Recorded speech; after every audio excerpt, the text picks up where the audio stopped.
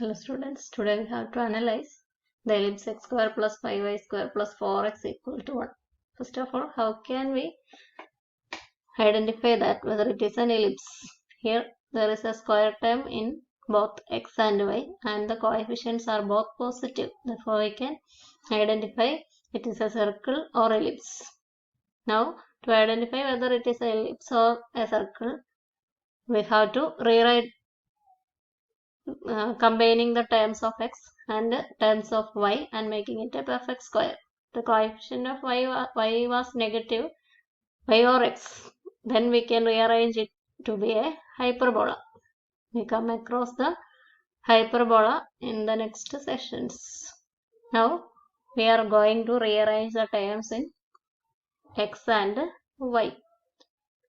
We can collect the terms x square and 4x together first. We rewrite as x square plus 4x. Combining, we have to rearrange it as a perfect square. Plus 5y square equal to 1. No linear terms in y. Therefore, we write x square plus 4x to make it as a perfect square. 4x 2ab term x square and square root x ഇവിടെ വന്നിട്ടുണ്ട്. Then 2ab equal to 4x. Therefore, we can identify b equal to 2, b square equal to 4. വെറുതെ അങ്ങനെ 4 add ചെയ്യാൻ പറ്റില്ല. അത് നമ്മൾ subtract ചെയ്യുകയും കൂടെ ചെയ്യുന്നു. Plus 5y square equal to 1. Then we can rearrange x square plus 4x plus 4 equal to x plus 2 whole square. x plus 2 whole square plus 5y square. ഒരു -4 ലെഫ്റ്റ് സൈഡിലുണ്ട്, അത് റൈറ്റ് സൈഡിലേക്ക് വന്ന 1 plus 4 equal to 5 എന്ന് നമുക്ക് direct ചെയ്താം. Then dividing by 5, dividing throughout all the terms, dividing throughout by 5, എല്ലാ ടേംസിനെയും 5 കൊണ്ട് divide ചെയ്താൽ നമുക്കിതിനെ ഒരു സ്റ്റാൻഡേർഡ് ഫോമിൽ കാണാൻ പറ്റും. Dividing throughout by 5, x plus 2 whole square, x plus 2 whole square divided by 5 plus 5y square divided by 5 goes to y square equal to 1. ഇതിനെ y square by 1 എന്ന് വേണമെങ്കിൽ കാണാം. Then this can be compared to the standard form x square divided by a square plus y square divided by b square. I write it a square since this is x square by a square since this is the larger one. Otherwise we will write a square as the denominator of y square. വലുത് ഏതാണോ അതിനെയാണ് നമ്മൾ A square എന്ന് denote ചെയ്യുക. അപ്പോൾ ഈ എലിപ്സുമായിട്ടാണ് compare ചെയ്യാൻ പറ്റുക. Shifting this ellipse 2 units X ഡയറക്ഷനിൽ x plus 2 എന്നാണ്. 2 യൂണിറ്റ്സ് ലെഫ്റ്റ്. വൈക്ക് ചേഞ്ച് ഒന്നുമില്ല, y സ്ക്വയർ എന്ന് തന്നെയാണ് നമുക്ക് കാണാൻ സാധിക്കുക. 2 is a standard equation. Shifting the equation 2. Shifting the ellipse 2. y ഡയറക്ഷനിൽ മാറ്റമില്ല, അപ്പോൾ ഡൗൺ വ്യത്യാസങ്ങളില്ല. Shifting equation 2 units x plus 2 എന്ന് കാണുന്ന x മൈനസ് ഓഫ് -2 എന്ന് വായിക്കണം. 2 യൂണിറ്റ്സ് ലെഫ്റ്റ്, എക്സ് ഡയറക്ഷനിലാണ് മാറ്റം, അപ്പോൾ റൈറ്റോ ലെഫ്റ്റോ. 2 യൂണിറ്റ്സ് ലെഫ്റ്റ്. അപ്പോൾ x plus h, x minus of minus h എന്നാണ് വന്നിരിക്കുന്നത്. എക്സ് എച്ച് വൈ ഒക്കെ അങ്ങനല്ലേ. h equal to -2. 2 units left, 2 unit ലെഫ്റ്റിലേക്ക്, അങ്ങനെയാണ് പോയേക്കുന്നത്. h equal to -2. ഇത് x minus h whole square plus y minus k whole square എന്നുള്ള ഫോമാണ്. അപ്പൊ x minus of -2 whole square h equal to -2 plus y minus 0 whole square എന്നാണ് ഇവിടെ കാണുക. We get equation 1. ഇക്വേഷൻ 1 കിട്ടാന് standard ഇക്വേഷനെ 2 units ലെഫ്റ്റിലേക്ക് ഷിഫ്റ്റ് ചെയ്തതാണ്. Now we can compare these 2 ellipses. X square divided by a square, a square അല്ല, x square divided by 5, a square equal to 5. X square divided by 5 എന്ന് തന്നെ എഴുതാം. X square divided by 5 plus y square divided by 1 equal to 1 എന്നുള്ള എലിപ്സും നമുക്കിപ്പോൾ ഉള്ള x plus 2 whole square divided by 5 plus y square divided by 1 equal to 1 എന്നുള്ള ellipse. അപ്പോൾ നമുക്കതിന് വേണ്ട എന്തൊക്കെയാ? മേജർ ആക്സിസ് ആദ്യത്തെ എലിപ്സിനാണെങ്കിൽ എവിടുന്ന എക്സ് ആക്സിസ്. രണ്ടാമത്തെ എലിപ്സിനും എക്സ് ആക്സിസ് തന്നെയായിരിക്കും. Major axis length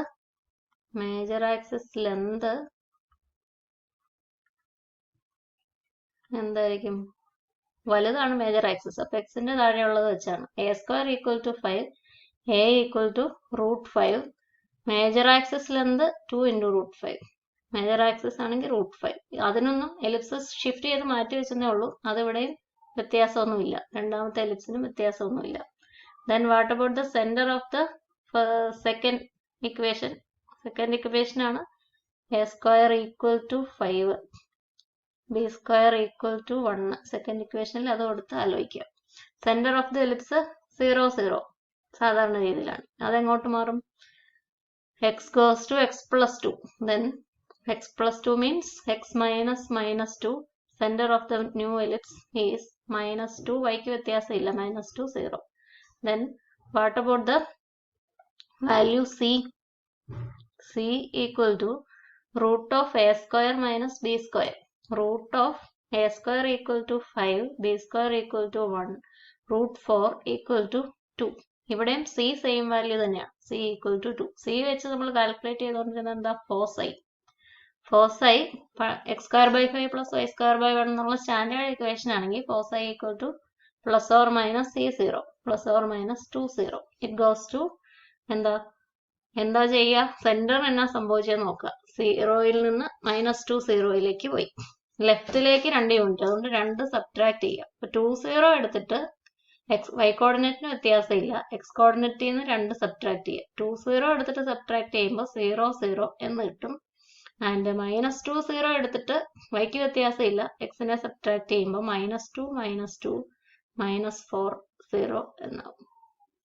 Then vertices for the standard equation. Shifting നടക്കാത്തതാണെങ്കിൽ വെർട്ടിസസ് എന്തായിരുന്നു? Vertices a equal to √5, a square equal to 5 എന്നാ. a equal to √5 വെച്ച വെർട്ടിസസ് ± √5, 0 ആണ് വെർട്ടിസസ്. ഇതിനെന്നാ സംഭവിക്കണം? y കോർഡിനേറ്റിന് വ്യത്യാസമില്ല, 0 തന്നെ. x കോർഡിനേറ്റ് എന്നാ ചെയ്യണം? 2 കുറയ്ക്കണം. ± √5 അവിടെ ഉണ്ടായിരുന്നു, അതിന് 2 കുറയ്ക്കുക. -2, 0 എന്നുള്ളതാണ് വെർട്ടിസസ്. അപ്പൊ ഇനിയൊന്നും കാൽക്കുലേറ്റ് ചെയ്യാനില്ല. അനാലിസിസ് കഴിഞ്ഞു, കംപ്ലീറ്റ് ആയി. ഇനി നമുക്ക് വരച്ചു നോക്കാം. പഴയതായിരുന്നെങ്കിൽ എങ്ങനെ വരയ്ക്കുമായിരുന്നു? Centre 0, 0, foci ± 2, 0.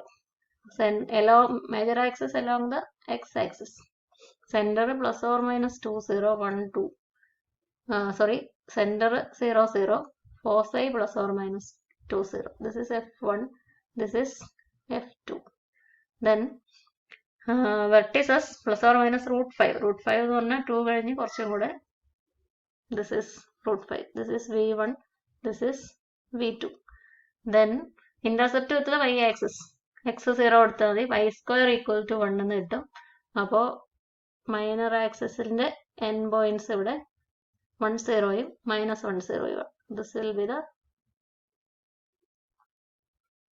old ellipse. അല്ലെ, സ്റ്റാൻഡേർഡ് ഇക്വേഷന് കറസ്പോണ്ടിങ് ആയിട്ട് നമുക്ക് വരയ്ക്കാവുന്ന എലിപ്സ് ഇങ്ങനെയായിരിക്കും. വെർട്ടിസസ് ഇത് √5, 0. ഈ വെർട്ടെക്സ് -√5, 0. ഫോക്കസ് ഇത് -2, 0. സെന്റർ 0, 0. ഇത് +2, 0. ± 2, 0 foci. For the new ellipse, what happens? Center goes to -2. This is 0, 0 എന്ന് സങ്കല്പിച്ച സെന്റർ -2, 0യിലേക്ക് വന്നു. This is C.